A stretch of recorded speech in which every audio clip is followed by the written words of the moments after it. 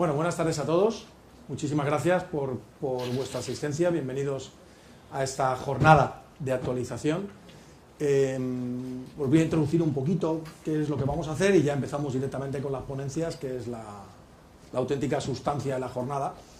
Y os cuento que, bueno, pues que lo llamamos jornadas porque venimos haciendo otras jornadas, pero hoy va a ser una sola jornada. Vamos a estar juntos aquí esta tarde, que llevamos haciendo ya durante varios años en diferentes colegios de médicos.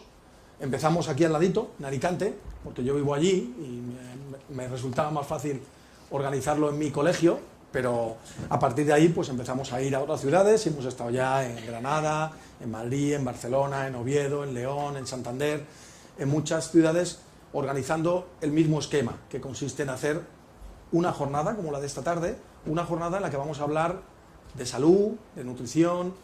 En ocasiones se habla un poquito más de patologías, en ocasiones se habla un poquito más de deporte. Por ejemplo, la de Madrid la hicimos monográfica de deporte por una serie de coincidencias, pero entre otras cosas porque yo contaba con gran cantidad de compañeros. Yo soy especialista en medicina del deporte, que estaban en clubes importantes y era un momento en que estaba pues, un poquito en boga la nutrición deportiva. Hicimos una jornada entera de nutrición deportiva, ¿no?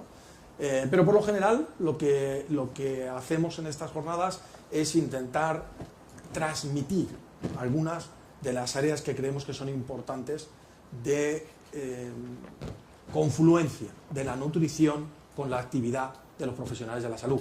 Por supuesto, si ese profesional de la salud es un nutricionista, pues sería todo, pero si es un médico, a lo mejor no tan todo, pero sí en muchas cosas. El médico sigue siendo la principal referencia para los pacientes en temas de salud y el paciente pues considera que su nutrición en muchas ocasiones es un tema de salud y acude a su médico para ese consejo. Y por desgracia, pues todos sabemos que en la formación académica de la carrera de medicina, pues la nutrición como tal no existe, ¿no? Entonces, la formación es un poquito limitada, a lo que en determinadas asignaturas de determinadas patologías, pues algunos de nuestros profesores nos pueden haber comentado, pues a lo mejor un poquito más en el área de endocrinología, o un poquito más en otras áreas, pero no demasiado, ¿no? Entonces, creemos que es interesante despertar de nuevo esa curiosidad en todos los profesionales de la medicina sobre la nutrición, porque bueno, pues la misma Organización Mundial de la Salud lo reconoce como uno de los factores fundamentales para la salud, tanto la nutrición como el estilo de vida, sobre todo desde el punto de vista de la actividad física. Y vamos a hablar pues un poquito de todo eso, ¿no? En principio, mi charla, que va a ser la primera, se titula Sinergias entre nutrición y ejercicio en el cuidado de la salud, que yo creo que son las dos asignaturas que un poquito tenemos pendientes los médicos y son las dos asignaturas a las que un poquito pues he decidido yo dedicar mi actividad profesional, ¿no? Entonces yo creo que es muy importante que entendamos que esa vigilancia de la nutrición y esa actividad física son muy importantes para la salud y debemos pues o bien tener un conocimiento más profundo de ellas o bien tener el suficiente conocimiento para darnos cuenta de esa importancia y poder diferir a la gente a otro tipo de profesionales. Hablo como médico, pues en ocasiones lo que tenemos que hacer es diferir a un paciente a un nutricionista para el ajuste de ese tipo de cosas. Entonces vamos a tener a lo largo de la tarde, vamos a tener distintas charlas con distintos enfoques. La mía, ya os digo, va a ser un poquito lo que versa el título, pero vamos a hablar también un poquito de la obesidad, porque es el principal problema de salud con el que nos encontramos en nuestros días, y vamos a hablar de algunas cosas concretas en nutrición. Vamos a hablar un poquito de omega 3, vamos a hablar un poquito luego más a fondo de nutrición deportiva, desde el punto de vista del día a día de la nutrición, de cómo aplica la nutrición deportiva un médico de un equipo de fútbol, y vamos a hablar incluso del el sustrato fisiológico de algunos aspectos de la nutrición, en concreto pues en un área en el que la Universidad de Valencia es puntera en tema de investigación, que es el tema de los antioxidantes. Entonces, bueno, pues vamos a intentar. No queremos abarcar todo porque no podemos, pero queremos dar un punto de vista amplio y dinámico de lo que es la nutrición, como digo yo, un poquito más para despertar conciencia que para sentar cátedra, ¿de acuerdo? Entonces, de lo que se trata es de que veamos que hay cosas de las que preocuparnos y que hay información y que hay muchas publicaciones, hay mucho conocimiento y mucha aplicación práctica de ese conocimiento. Entonces, que empecemos a cambiar nuestro enfoque, nuestra visión de la nutrición dentro de nuestra actividad profesional, tanto, bueno, pues supongo aquí hay médicos, fisioterapeutas, nutricionistas, distintos profesionales del ámbito de la salud, pues que veamos ese enfoque que en el fondo tiene que ser multidisciplinar, pero que lo que tiene que ser común es la importancia que le tenemos que dar al hecho de la nutrición. Entonces yo voy a hablar de sinergias entre nutrición y ejercicio, y es un tema que me encanta porque sinergias de esas palabras que cuando yo la escuché por primera vez, creo que en la asignatura de farmacología, cuando te hablaban de las sinergias, y si mal no recuerdo, la que más me llamó la atención fue la famosa sinergia entre el paracetamol y la codeína. Y yo decía, ¿esto qué tendrán que ver, no? Y decía, bueno, pues que el paracetamol es analgésico, la codeína es analgésico, pero el paracetamol y la codeína son más analgésicos de lo que serían capaces de ser cada uno de ellos por separado. Y me pareció un concepto muy bonito. Dije, pues mira, además tiene como mucha relación con el deporte, ¿no? Es el concepto de trabajo en equipo. Los buenos entrenadores de baloncesto te dicen que un equipo de baloncesto está jugando bien cuando el equipo juega mejor que los 5 jugadores solos. Es decir, cuando las estadísticas del equipo están por encima de las que lograría cada uno de esos jugadores independientemente. Y se trata de eso, de trabajo en equipo. Entonces hay una sinergia muy importante entre la nutrición y el ejercicio, y es eso, es cuando la acción de 2 o más causas, el efecto sumatorio de esas 2 o más causas es superior a la suma de los efectos individuales. La nutrición veremos que tiene un efecto muy importante sobre la salud a todos los niveles, a nivel preventivo, pero incluso a nivel terapéutico. Veremos que el ejercicio, de la misma manera, tiene un efecto muy importante sobre la salud, tanto a nivel preventivo como a nivel terapéutico, pero veremos además que es muy importante que esa nutrición y ese ejercicio vayan de la mano. Y así es como voy a plantear un poquito la charla. Voy a plantear un poquito la charla diciendo, en primer lugar, pues el ejemplo más claro de cómo puede el ejercicio, entre comillas, apoyar a la nutrición, y es el caso de las personas, por ejemplo, que tienen sobrepeso.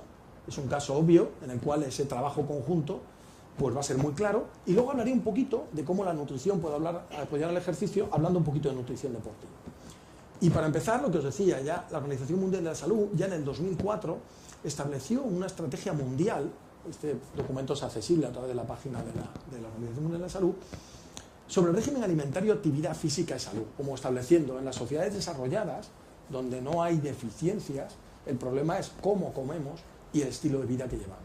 Entonces tenemos que poner mucha atención a esas 2 cosas, ¿no? Y en las sociedades desarrolladas sacó este documento porque se dio cuenta la Organización Mundial de la Salud que mientras ellos estaban preocupándose del hambre o de la falta de agua o de las epidemias que podían aparecer en otras áreas del planeta en las cuales el nivel de desarrollo era algo inferior, en esa teórica parte del mundo desarrollada se estaba desarrollando también una epidemia que era la epidemia de la obesidad.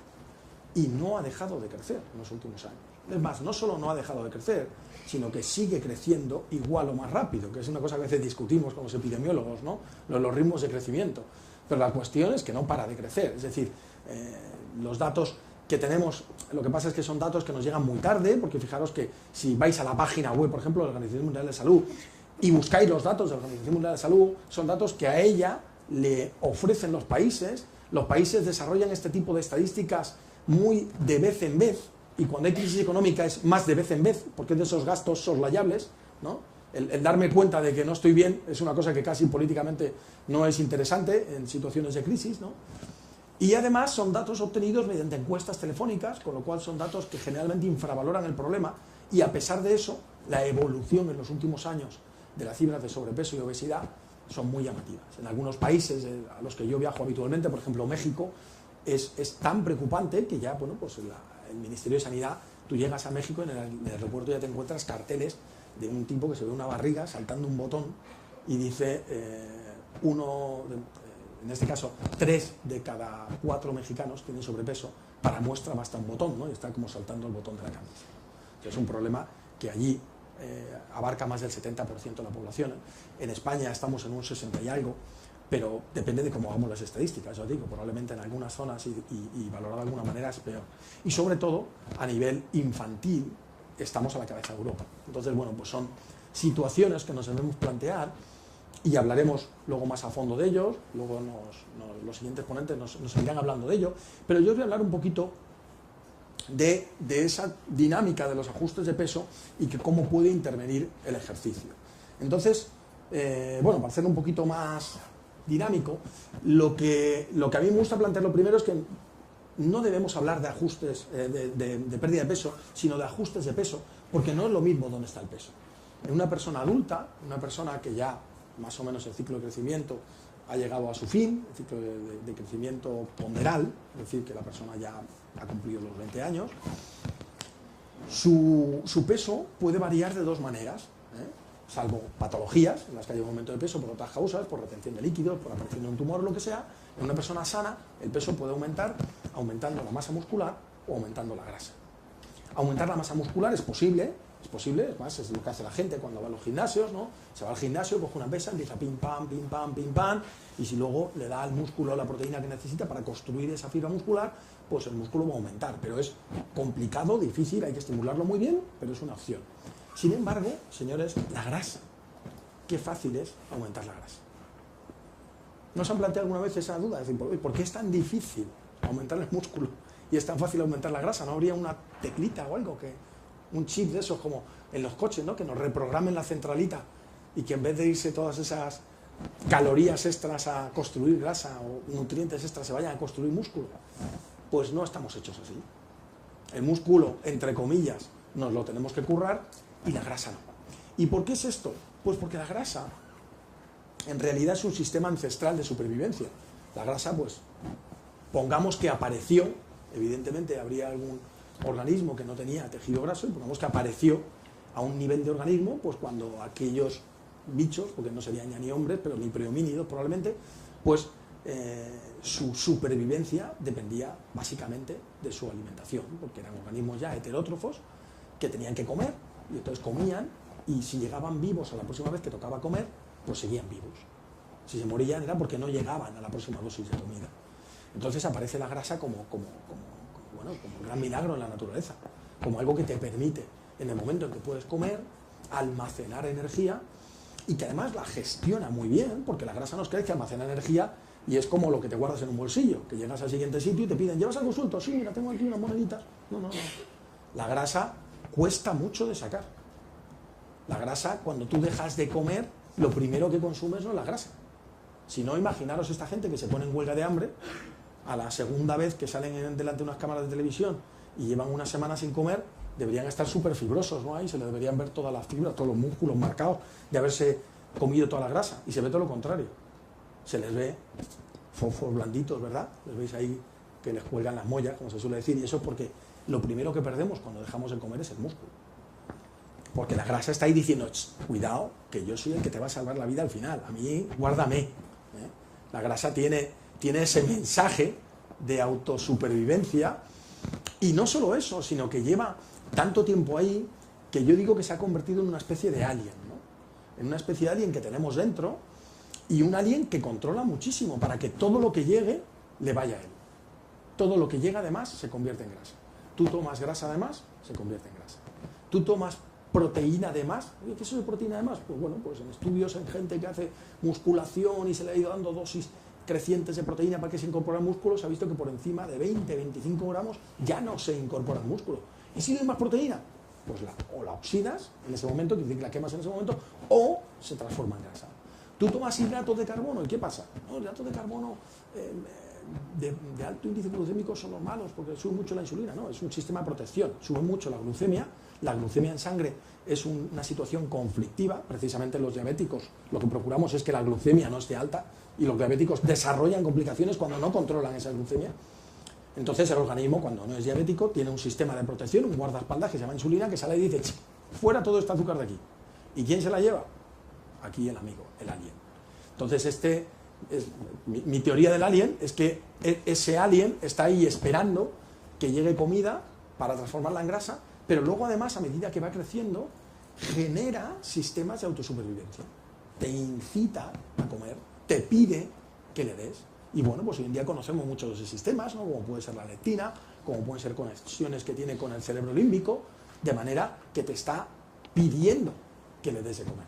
La grasa tiene su sistema de autosupervivencia, que alguien podría interpretarlo, pues que antiguamente podría ser un sistema de autosupervivencia del individuo. Pero hoy en día, por desgracia, en una situación en la que no pasamos hambre, sino que tenemos una continua oferta de comida, se ha convertido en todo lo contrario. Y, bueno, pues hay gente que ha sido capaz, bueno, pues de colocar una cámara oculta y grabar al alien. Y como podemos ver, en ocasiones, pues nosotros intentamos resistirnos, ¿no? Y decimos, no quiero comer tanto, no quiero comer más. Pero el alien desarrolla estrategias, se busca las vueltas, encuentra la manera, ¿no? Y al final te hace comer, ¿no? Y entonces un poquito como dice la frase, ¿no? El hambre consigue lo que quiere, y es verdad, ¿no? Tú vas y pasas por al lado de una pastelería, ¿no? Y te quedas así, y algo dentro de ti te dice, esa Magdalena te está mirando, y le gustas, y ella a ti, tonto, cómetela. No, es que estoy contando, ya empezarás mañana, ya empezarás el lunes, es que hoy el lunes, bueno, pues el lunes que viene. Es decir, nos autojustificamos de manera que al final nos encontramos a gusto cuando satisfacemos a ese alguien, ¿de acuerdo? Es decir, que cuesta. Por eso cuando nos encontramos con gente que tiene una cantidad de grasa importante, tenemos que entender que tiene ahí un elemento de resistencia importante a frenar su ingesta. Cuando nos vamos y lo ponemos en números, mira, esto es muy fácil, tú es que las calorías que consume, las calorías que gastas, quitamos de aquí, ya. Teóricamente es muy fácil, pero luego cuando esa persona sale por la calle, tiene el alien diciéndole, cómete esto, cómete esto, cómete lo otro. Y te dicen algunos, que reconocen algunos de sus aliens, no, doctor, dígame lo que quiera, pero yo sin chocolate no puedo vivir. Usted quíteme lo que quiera, pero mi tostadita de no sé qué no me la puede quitar. Usted no sé qué, pero yo el pan, ¿por qué? Porque algunas personas son capaces de reconocer a ese alien, ¿no? Entonces, bueno, pues lo bueno es que tenemos una especie de guerrero que puede luchar contra el alien, que es el músculo, ¿no? ¿Por qué? Porque, fijaros, así como la grasa tiene un papel regulador del equilibrio energético en situación de reposo, es decir, toda caloría que no estés utilizando se la lleva a ella y desde ella regula el aporte de calorías, cuando haces ejercicio las cosas cambian. Cuando haces ejercicio manda el músculo. Incluso cuando haces ejercicio la misma insulina pasa a un segundo plano y cambia las normas de juego. Entonces el ejercicio es un poquito como cambiar el orden. Cuando hacemos ejercicio le estamos dando más importancia al músculo y le estamos quitando importancia a esa grasa, ¿no? Y de alguna manera podemos hablar de que ese músculo lucha contra la grasa en el sentido de que la actividad física, de que el ejercicio genera muchas adaptaciones que nos previenen de todos esos problemas del sobrepeso y de la obesidad. Entonces, normalmente, cuando ahora llega ya la operación bikini, todo el mundo tiene dietas maravillosas para perder peso, los kioscos se transforman, es como los transformes de los coches, y se abren de par en par, llenos de revistas, ¿no? Que nos cuentan la dieta de no sé qué, la dieta de no sé cuánto, y al final el 90% de ellos se basan en dos sistemas muy sencillos, en el vaciamiento del glucógeno y en la deshidratación. Si tú no bebes en un organismo que está compuesto en un 60% de agua, o tú dejas de comer hidratos de carbono en un organismo que tiene una reserva de hidratos de carbono relativamente importante y que además se conservan hidratados, es decir, que si tú vacías la reserva también vacías todo ese agua que está con los hidratos, tú tienes una manera muy sencilla de perder peso muy rápido. Pero es una pérdida de peso falsa, porque tú no estás eliminando componente graso. Tú estás haciendo una pérdida de peso temporal, tarde o temprano, y cuanto antes mejor, deberías recuperar tu correcta hidratación o deberías recuperar tus reservas de hidratos de carbono, sobre todo si quieres hacer ejercicio, ¿de acuerdo? Entonces, a pesar de eso, funciona. A corto plazo, o mirando la báscula, tú dejas de tomar hidratos de carbono o tú dejas de beber, y más si haces las dos cosas, si dejas de tomar hidratos de carbono y disminuyes mucho tu hidratación, y tú vas a perder peso. Y entonces, claro, tú mirando la báscula te quedas tan contento porque pierdes peso. Pero si tú te haces un correcto estudio de composición corporal, verás que tu masa grasa no está disminuyendo. Entonces no estás obteniendo los objetivos que de verdad teníamos, ¿no? Pero bueno, ya os digo que se hablará un poquito más de esto. Entonces, frente a esos atajos, la realidad es que cuando tú pierdes peso, pierdes tejido graso y tejido muscular. ¿Y cómo podemos modificar esto? Bueno, pues fijaros, sabemos que cuanto más brusca es la pérdida de peso, cuando yo de repente dejo de comer de golpe, voy a perder más tejido muscular. ¿Por qué? Porque el organismo levanta el cartel de la crisis y dice, señores, no hay nutrientes, no hay de nada, señor, hay que ahorrar, baja el metabolismo basal, vas a perder menos peso, vamos a ahorrar la grasa, esto es como el corralito en Argentina, las reservas ni tocarlas, porque no sabemos lo que puede durar esto, y vamos a eliminar a la parte de mi organismo que más energía me consume. Y la masa muscular consume muchísima más energía, una célula muscular, que una célula de tejido graso. Entonces yo voy a eliminar las células de músculo, porque además como no me muevo, no las necesito, voy a eliminarlas porque me gastan mucho más. Luego voy a perder mucho más tejido muscular si de repente dejo de comer. Si además no hago ejercicio, precisamente porque no voy a utilizarlo, voy a considerarlo más absurdo el tenerlo ahí, no voy a tener un estímulo de fabricación, todos los tejidos del organismo tienen lo que llamamos un turnover, es decir, todos los tejidos del organismo no son estáticos, se están continuamente renovando, y claro, la parte de destrucción y de fabricación son iguales, pues nosotros no apreciamos cambio, porque el tejido más o menos se mantiene. Pero si aumentamos o disminuimos uno de los dos lados, cambia el equilibrio.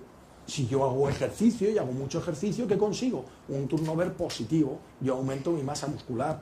Pero si yo de repente quito nutrientes y además dejo de hacer ejercicio, con lo cual creo un ambiente un poquito que podríamos llamar cortisolémico y al mismo tiempo no hago ejercicio, aumento el catabolismo, disminuyo el anabolismo, luego el turnover se va al revés, yo pierdo más masa muscular. De la misma manera, por una cuestión de actividad por productos, que ocurre en todas las reacciones químicas, cuanto menos materia prima tengo para hacer nuevos músculos, más freno ese anabolismo y más estimulo el catabolismo, porque al no recibir proteínas por otras fuentes, mi organismo, cuando necesita proteínas, las va a obtener de mis propios músculos, porque el organismo no tiene reservas de proteínas, o como dirían algunos, no, la reserva de proteínas es el músculo. Bueno, pues te tienes que autocomer a ti mismo esos músculos para obtener esos aminoácidos. Con lo cual, si intentamos frenar todo esto, es decir, hacer una pérdida de peso programada, valorándola a largo plazo, un cambio de estilo de vida, con ejercicio. Y aquí hay un detalle que hay que cambiar, y es que casi siempre nos han dicho que el ejercicio salud es ejercicio de baja intensidad, todo lo contrario. Cuanto más estamos estudiando la relación de la intensidad con los efectos que tiene el ejercicio para la salud, estamos descubriendo que cuanta más intensidad, mejor. Y alguien me dirá, hombre, pero es que la intensidad también es un factor que se puede asociar al riesgo. Bueno, en determinadas patologías, en determinadas situaciones sí, por eso en determinadas situaciones ese ejercicio tiene que estar prescrito por un profesional. Pero en general, entender que no es verdad eso de que el ejercicio de salud es un ejercicio de ligero a moderado. El ejercicio es tanta más salud cuanto más intenso. Porque en realidad lo que es salud es el grado de adaptación que consiga. Y el grado de adaptación va a depender directamente de la intensidad del ejercicio. Y con una dieta ajustada en proteínas, con una dieta que me dé las proteínas que necesito para ese anabolismo, esa va a ser la situación que me va a hacer perder el mínimo tejido muscular y por lo tanto relativamente el máximo tejido graso. Y eso ya hace mucho tiempo que se ha constatado en muchos digamos papers, en muchos artículos a través de muchos datos, y en algunas de las revisiones importantes pues ya te lo dicen los grandes popes, ¿no?, de la fisiología del ejercicio, ¿no?, que el añadir programas de ejercicio a el control de calorías promueve cambios mucho más favorables en la composición corporal que solo la dieta o solo el ejercicio, concepto de sinergia. Y además que la proteína tiene es un factor muy importante para el mantenimiento de la masa libre de grasa, de lo que me haya mostrado. Por lo tanto, si lo que quiero es bajar de peso perdiendo grasa y manteniendo masa muscular, necesito una dieta adecuada en proteínas, que no es alta, es adecuada. Y hay aquí un fenómeno muy importante, que es el tipo de proteína, la calidad de la proteína y sobre todo el timing, el momento en el que ingerimos esa proteína. Y asociar ejercicio a actividad física. Por lo tanto, el ejercicio puede ser de gran ayuda para esa persona que tiene que perder peso y dice, voy a ponerme a ello, ¿no? A ese tipo de personas, si les ponemos a hacer ejercicio, sabemos que vamos a facilitar la utilización de grasa, sobre todo la grasa abdominal, que es la que es más epidemiológicamente peligrosa para la salud. Va a mejorar otra serie de factores, por ejemplo, todo el desarrollo de las intolerancias a la glucosa, que tiene mucha relación con la disminución y el mal funcionamiento de los famosos receptores GLUT4, que en cuanto a cantidad, la mayor cantidad de receptores GLUT4 se encuentran en las células musculares. Va a aumentar el metabolismo basal al aumentar la masa muscular y además, desde el punto de vista psicológico, va a mejorar la adherencia a programas. Incluso, aunque una persona que se pusiera a hacer ejercicio no estuviera controlando bien la dieta y no estuviera perdiendo peso, el nivel de riesgo de todas las enfermedades asociadas a sobrepeso disminuye muchísimo por el mero hecho de hacer ejercicio. Por lo tanto, si tenemos a esa persona que está un poquito en sobrepeso y queremos ponerla en marcha, no dudemos en lanzarla a hacer ejercicio. Desde una piscina así nos apartamos primero a un lado, porque va a salir un tsunami de ahí que no quiero ni pensar. Y frente a las dietas milagrosas que nos ofrecen ese milagro, ¿no?, de rápidamente perder mucho peso, y que se basan a veces en reglas un poquito esotéricas o en brujería, lo que se conocen generalmente como dietas mágicas, vamos a ofrecer el milagro de la ciencia, que es dieta saludable, dieta equilibrada, más ejercicio. ¿Por qué? Porque además es el concepto de dieta en el sentido más helénico de la palabra, más clásico, estilo de vida. Yo soy muy enemigo de ese concepto de dieta como llega el verano, la operación bikini, voy a estar 4 meses sin comer para poderme poner este bikini, o tengo una boda, y más si es la mía, ¿no? Voy a estar 3 meses sin comer para poderme poner este traje y luego ya da igual, ¿no? Luego ya que sea lo que Dios quiera, ¿no? Porque eso además va generando fenómenos rebote en esas pérdidas de peso, como decíamos, hay una gran pérdida de masa muscular, pero luego cuando recuperas el peso, por desgracia, no recuperas lo que habías perdido, no recuperas esa masa muscular. Generalmente has perdido músculo y grasa y recuperas solo grasa. Con lo cual el alien va creciendo dentro de ti, y se va haciendo más dueño de ti y te impide ser, como diría Madiba, ¿no? El capitán de tu alma y el dueño de tu destino. Se convierte en tu jefe, ¿no? Sin embargo, cuando cambiamos el estilo de vida y vamos al revés, lo que estamos haciendo es transformar la manera de abordar la alimentación, de abordar el ejercicio de esas personas, crear un hábito mucho más saludable, que es para siempre, que además es heredable. Porque yo siempre se lo digo a la gente, si es que hoy en día a ti que tus hijos hereden acciones, no vale para nada. Si mañana de repente resulta que la empresa era de mentira y no tienes nada, lo único que siempre vas a tener contigo es tu salud. Luego, lo que más nos tenemos que digamos que emperrar en dejar en herencia es cultura, es salud, es cariño, es esas cosas que no las vamos a perder nunca, ¿no? Y dentro de la salud, la más importante es el estilo de vida, tanto desde el punto de vista de la nutrición como desde el punto de vista de la actividad física, esa cultura de la salud. ¿Y qué tipo de ejercicio? Pues señores, al final podemos hacer cualquier cosa. Toda la vida se ha dicho que había que hacer ejercicio aeróbico. No es verdad, como ya les he dicho. No es verdad, pero tampoco es mentira. ¿Por qué? Porque el ejercicio aeróbico es el más sencillo, porque somos seres aeróbicos. Estamos programados para ser aeróbicos, para funcionar oxidando, para funcionar quemando, para obtener una gran cantidad de energía de esa manera y además de una manera que altera muy poquito nuestra homeostasis. Nuestros otros sistemas energéticos, nuestras otras maneras de obtener energía acaban alterando nuestra homeostasis. ¿Eso quiere decir que no podemos utilizarla? Sí, pero en un plazo corto de tiempo. A la larga somos aeróbicos. Por lo tanto, no está mal hacer ejercicio aeróbico. Va a aumentar el gasto calórico, va a ser mucho más tolerable y va a favorecer la movilización de las grasas. Pero eso no quiere decir que no hagamos, por ejemplo, ejercicio de fuerza. ¿Qué interés tiene el ejercicio de fuerza para perder peso? Pues fundamentalmente mantener esa masa muscular. Y además el ejercicio de fuerza, depende de cómo lo diseñes, puede gastar muchas calorías. Porque puedes hacer un trabajo en circuitos con grandes grupos musculares y puedes estar gastando muchas calorías. Y sobre todo, en los últimos años ha entrado muchísimo lo que se llama el ejercicio interválico. Bueno, pues antiguamente, digo antiguamente porque esto ya es antiguo, lo del spinning o el indoor walking, porque las últimas revoluciones de ejercicio interválico son todo lo que sería el cross training o lo que llaman los americanos el insanity o este tipo de actividades de alta intensidad también que trabajan de una manera interválica, ¿no? Trabajando. ¿Qué hacen que no hacen estos otros ejercicios? Pues trabajan de una manera muy dinámica, con mucha velocidad, con mucha intensidad, por lo que decía antes, porque así son capaces de lograr más adaptaciones. ¿Qué ocurre? Que son ejercicios más peligrosos.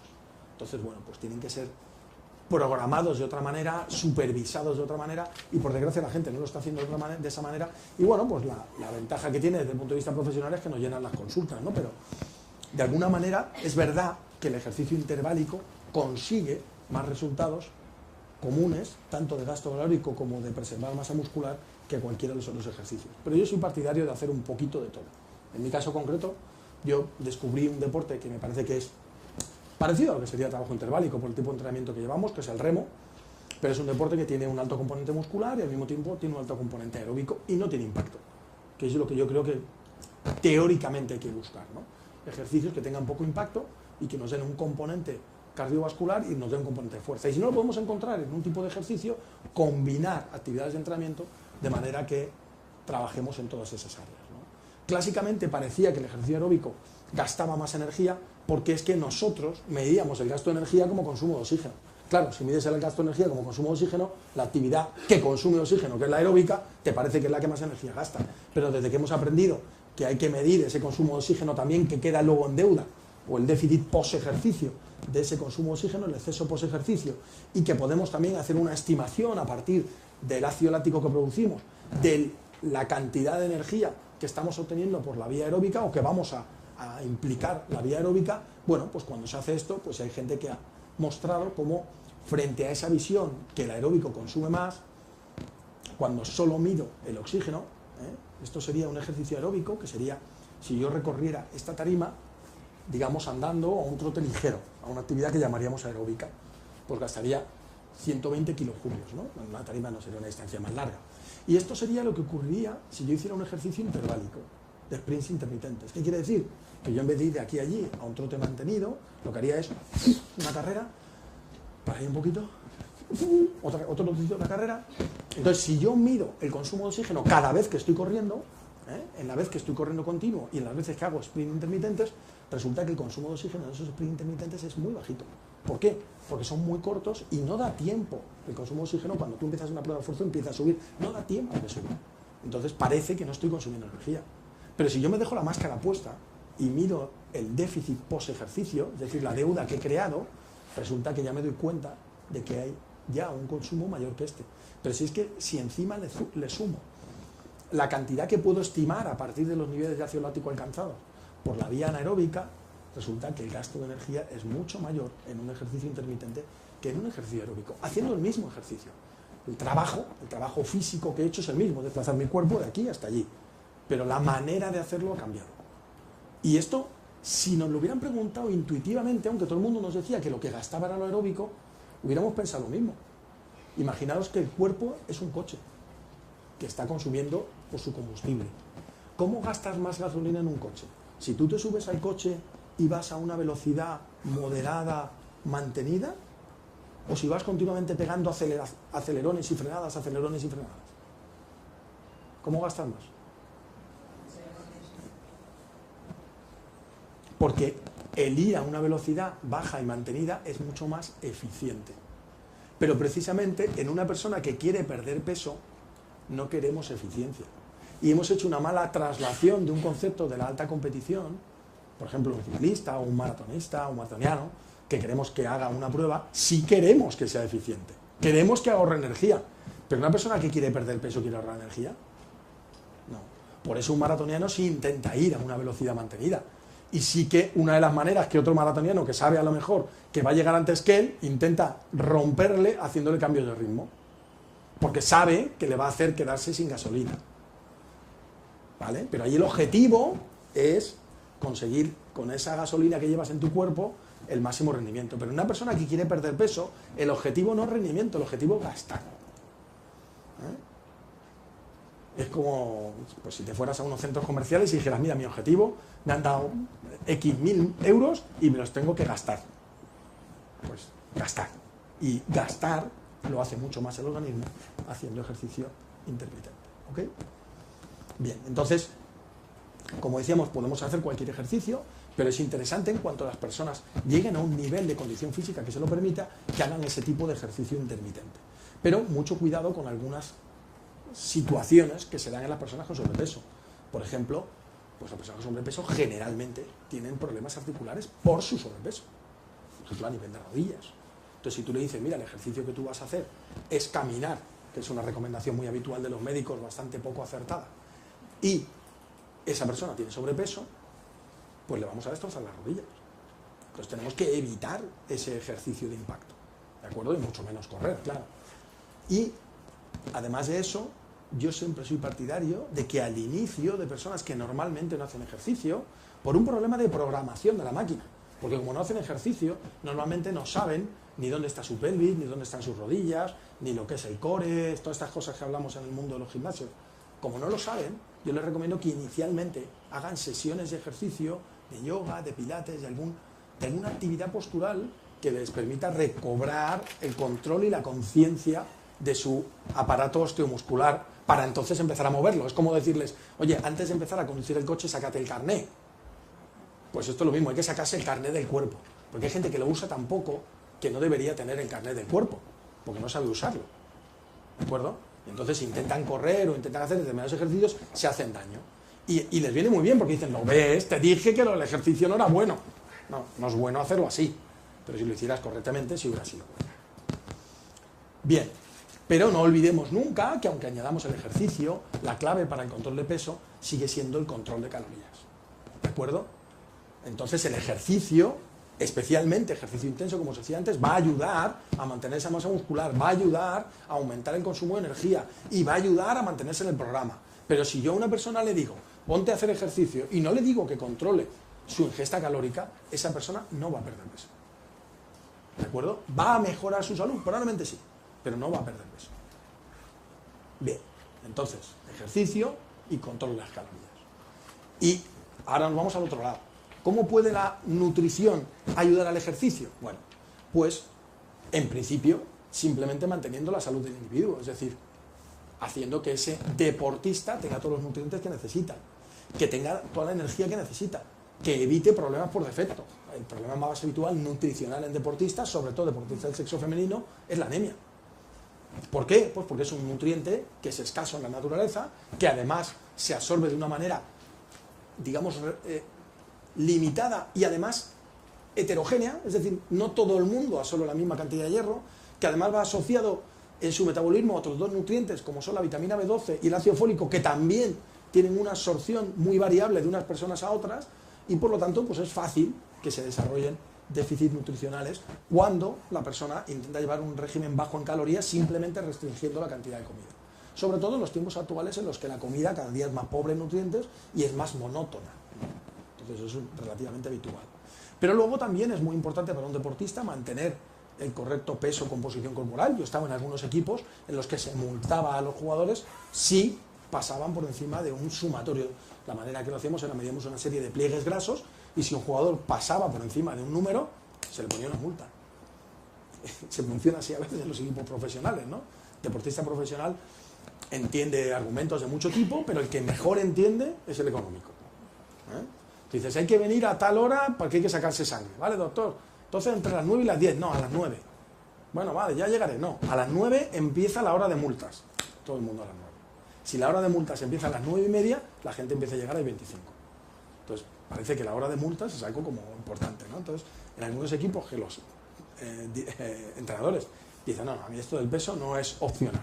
Es muy importante, establecen multas, ¿no? Entonces, los jugadores es muy gracioso porque los jugadores te ofrecen chantaje. Cuando saben que no van a estar, te dicen, no me digas, no me lo de la otra vez, luego te invito a comer, ¿no? Y ese tipo de anécdotas curiosas, pero bueno, que saben que no se están cuidando y ellos saben que cuando les midas lo vas a detectar, ¿no? Entonces es importante para un deportista. Hay deportistas que no les cuesta nada, pero hay deportistas que les cuesta mucho mantener su peso. Probablemente porque en unos el alien es más poderoso que en otros, pero es lo que hay, ¿no? Pero sobre todo, lo que voy a hablar un poquito, porque ya voy a ir rápido, es de un concepto, digamos, que ha revolucionado la nutrición deportiva en los últimos años, que yo apliqué mucho en mi época como médico de estudiantes de baloncesto, y que a raíz de aplicar mucho ese concepto, pues me acabé ganando un sobrenombre en el mundo del baloncesto, que era el del doctor Batido. Me llamaban el doctor Batido. ¿Por qué? Pues porque la recuperación después del ejercicio es un tema que normalmente no se ha vigilado lo suficiente, ¿no? Y bueno, todos sabemos que el ejercicio aumenta las necesidades de nutrientes, que aunque hay gente que dice que como el deportista ya come más, va a tener más de todo, pero hay, bueno, pues muchas publicaciones que muestran que no, y muchas actividades clínicas. Yo recuerdo que el curso de este tipo, la jornada que hicimos en Barcelona, invité a la doctora que está en el CAR de Sant Cugat, responsable de la nutrición de deportistas, y ella hace una valoración, digamos, como muy fina de la valoración de cada deportista, y ella me decía, Julián, lo normal es que encontremos algún déficit en todos, porque hoy en día casi todos tienen un déficit de una vitamina, de un grupo de vitaminas, de tal y de cual, y tenemos que corregir y al final tenemos prácticamente que suplementar a todos, ¿no? Pero bueno, la cuestión es que independientemente de eso, los deportistas siguen entrenando duro. ¿Por qué? Porque los deportistas cada día la exigencia es mayor, porque el deporte se ha convertido en una élite y llegar a esa élite es el deseo de todos. Todos quieren estar ahí y todos quieren ganar, claro. Todos los que están ahí además quieren ganar. Y lo que no quiere ninguno de ellos es pues tener que retirarse de un partido, no poder acabar una prueba o que los resultados de la prueba no estén de acuerdo con el esfuerzo que has hecho para entrenarla, ¿no? Y yo les suelo preguntar a mis alumnos de educación física, suelo seguir poniendo estas dos fotos porque para mí es un caso muy llamativo de ello. ¿Dónde está la diferencia entre estos dos tipos, ¿no? No sé si saben quiénes son. Este es Usain Bolt, es el récord mundial de 100 metros, bueno, el 200 también, pero básicamente el hombre más rápido del mundo. El récord mundial de 100 metros y batió ese récord en un campeonato del mundo en el que se enfrentó a este señor, que es Tyson Gay, que aparte de tener mala suerte con el apellido y aparte de que le pillaron con el carrito del helado unos años después, y está ahora en el dique seco, en aquel momento era el mejor velocista americano y estaba en su mejor momento. Y entonces yo le digo a mis alumnos, oye, ¿y por qué este señor ganó? Y claro, todos me dicen, no, porque cruzó primero la línea de meta. Y digo, listos sois un rato, ¿eh? Digo, pero algo más, ¿me podéis decir algo más? Bueno, pues porque era más rápido, ¿vale? Y yo les digo, vale, era más rápido. No voy a poneros ahora el vídeo porque es un poquito largo, pero es muy bonito. Digo, ¿y por qué un año después, o casi un año después, en la Golden League, en una carrera importante, en Estocolmo, de repente vemos que Tyson Gay entra por delante de Usain Bolt, y fijaros la cara de Usain Bolt cuando entra en el anterior, que fue en Berlín, y la cara de de Usain Bolt cuando entra en Estocolmo? ¿Por qué pasa eso? Pues porque cuando ganó Usain Bolt el campeonato del mundo de atletismo, a partir de ahí fue el atleta más importante de la historia, el hombre más famoso, estaba todo el día en la televisión, le estaban haciendo encuestas, y mientras él estaba haciendo todo eso, ¿qué suponéis que estaba haciendo Tyson Gay? Entrenar. Y señores, el mayor determinante al rendimiento de la competición, la razón por la que este chico sigue haciendo lo que hace y nos sorprende a todos, es el rendimiento en el entrenamiento. La razón es por cómo entrena. Yo digo a la gente que lo impresionante de este chaval es cómo es capaz de entrenar, que da miedo ver entrenar. Hay gente que me dice que no, sobre todo alguna señorita me dice que miedo no le da. Pero, ¿me entendéis el concepto, no? Yo recuerdo que mi primer equipo de competición fue el equipo nacional de halterofilia y teníamos un entrenador cubano que continuamente le decía eso a los chicos. Venga, chaval, hay que darle fuerte, que la ronca la vinga aquí, levanta los pesos, güey. Luego no vayas a mover la tarima lo que no vayas entrenando. Y es verdad, lo que no muevas entrenando, luego no lo vas a mover en la tarima. Si un tío quiere correr a la velocidad que corría este tío, si un tío quiere correr en 9.50 y pico, no puede estar entrenando a 10.30. Tiene que estar entrenando a 9.90. Para luego el día de la carrera apretar un poquito más, pero no puede estar entrenando a 10.30. Sí, el rendimiento de la competición va a depender del rendimiento en el entrenamiento. Por lo tanto, aunque debemos vigilar la nutrición de la competición, debemos vigilar mucho más la nutrición del entrenamiento. Porque el entrenamiento es lo que genera lo que vamos a hacer en la competición. Y lo genera a través de un mecanismo que se llama adaptación. Yo entreno para destruir una parte de mi cuerpo y decirle a mi cuerpo, lo que tienes no me vale. Para mí no es suficiente. Quiero más. Esa es una frase de mi entrenador.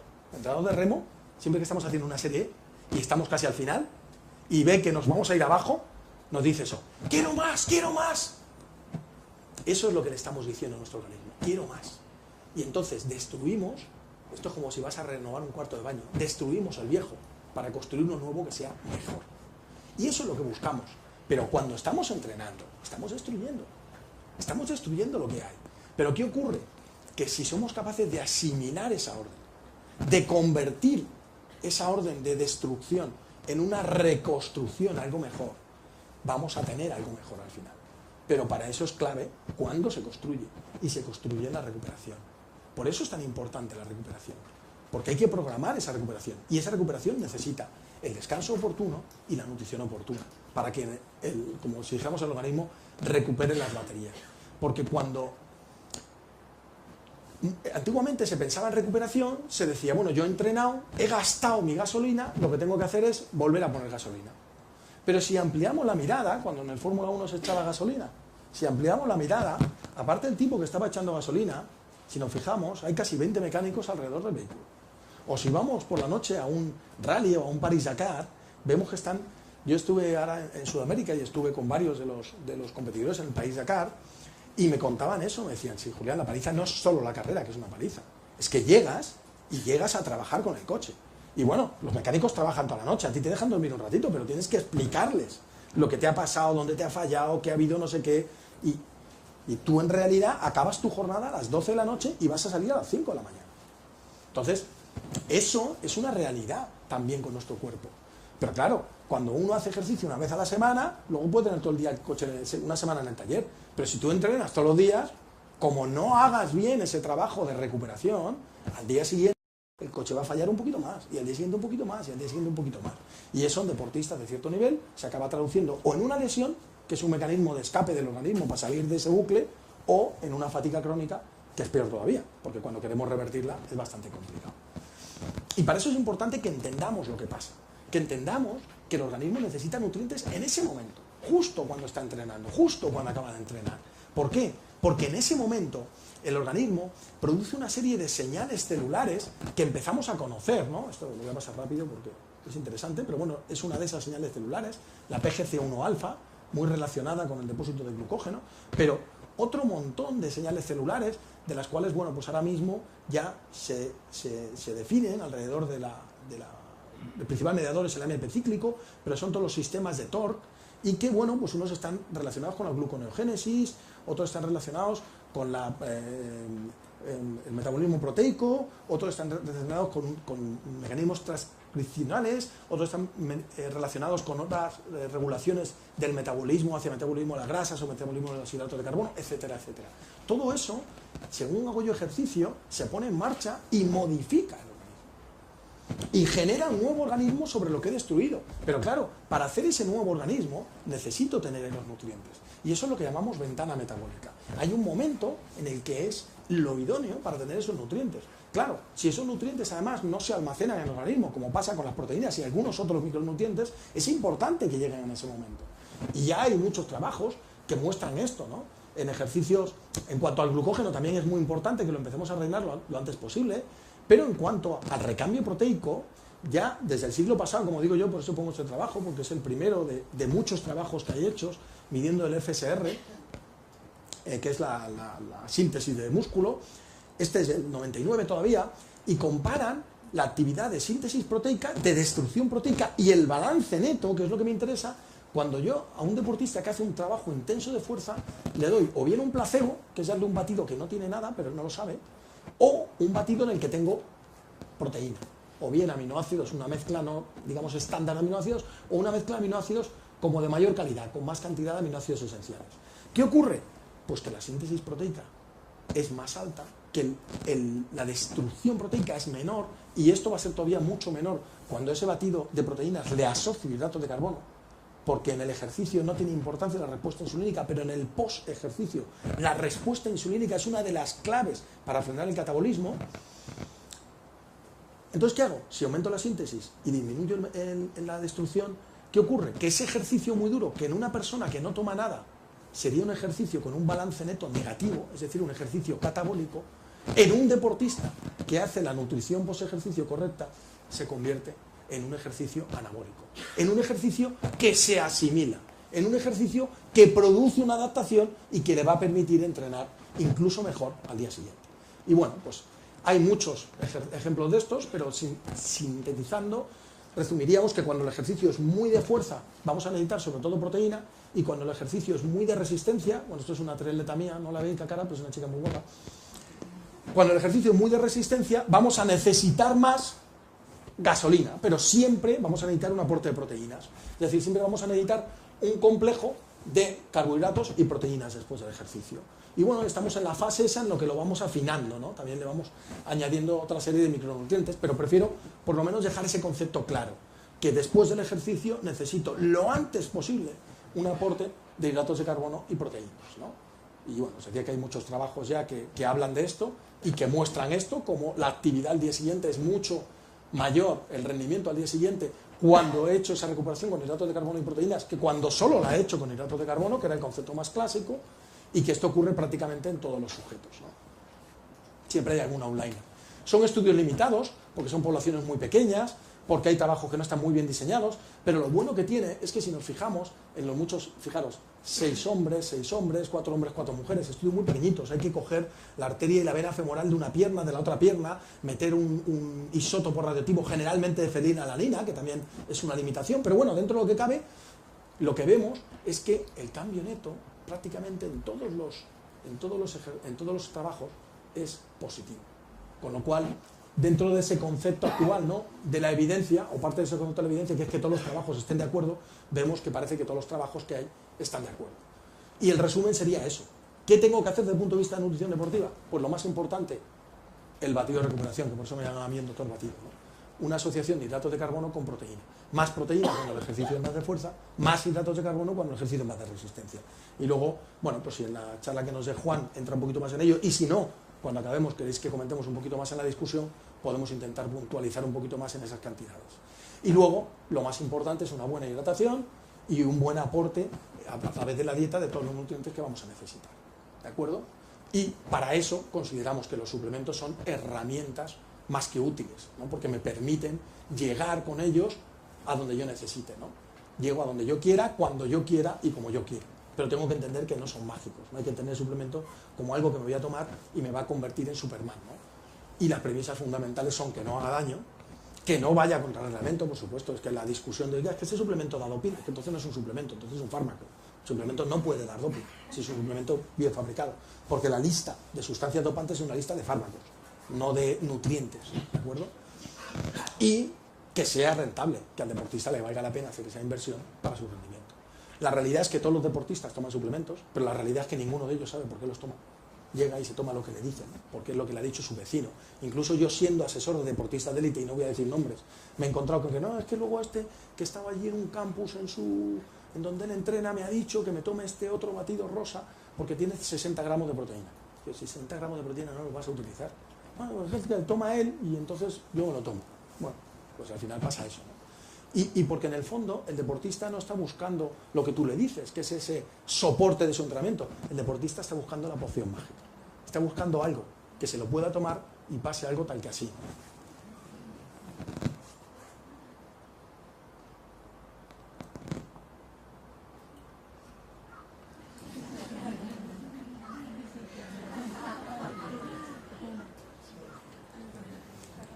La cara que se le queda al gato.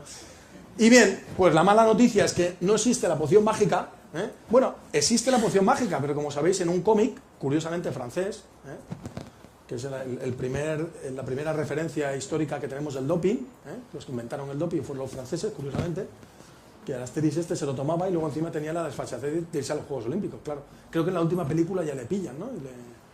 Y le meten un puro por dopaje, pero bueno, la historia luego se ha contado de otra manera. Pero lo que sí existe es la magia de la ciencia, ¿no? Es decir, todo ese desarrollo de investigación a través tanto de laboratorios como de grandes científicos. Pues yo tengo la suerte de trabajar con un premio Nobel que se ha convertido en un enamorado del ejercicio, ¿no? Y toda la teoría del óxido nítrico, que fue por lo que le dieron el Nobel, pues la está el tío ahora aplicando al ejercicio. Y la verdad es que tiene mucha aplicación en suplementos nutricionales para el ejercicio, ¿no? Y bueno, pues otros que premio Nobel no hemos tenido, pero a algunos les sonará esta sala. Esta es la sala de pruebas de esfuerzo de la Escuela de Medicina del Deporte de Madrid. Ahí haciendo una prueba con un ciclista, pero desde que tenía pelo, pues bueno, pues he seguido ahí trabajando aquí. Este Isaac, un triatleta amigo mío, este no sé si lo conocéis ahora sin barba, pero es un jugador de básquet con el que he trabajado desde que era un chaval y que bueno, pues ha llegado al final a jugar a la NBA y bueno, y pues ahora estamos echando un poquito una mano a otro equipo de básquet que tampoco le está yendo mal, como es el Gran Canaria, pero que al final, cuando los deportistas les explicas cómo tienen que utilizar esa nutrición y la utilizan, se dan cuenta de que no era una cosa tan secundaria, se dan cuenta de que era una cosa mucho más importante.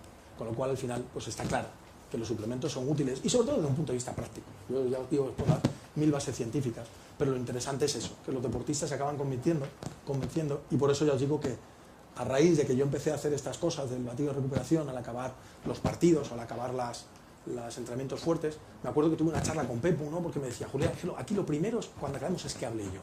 Yo le dije, no, si aunque te parezca mentira, yo no quiero hablar, yo solo quiero que se tomen el batido.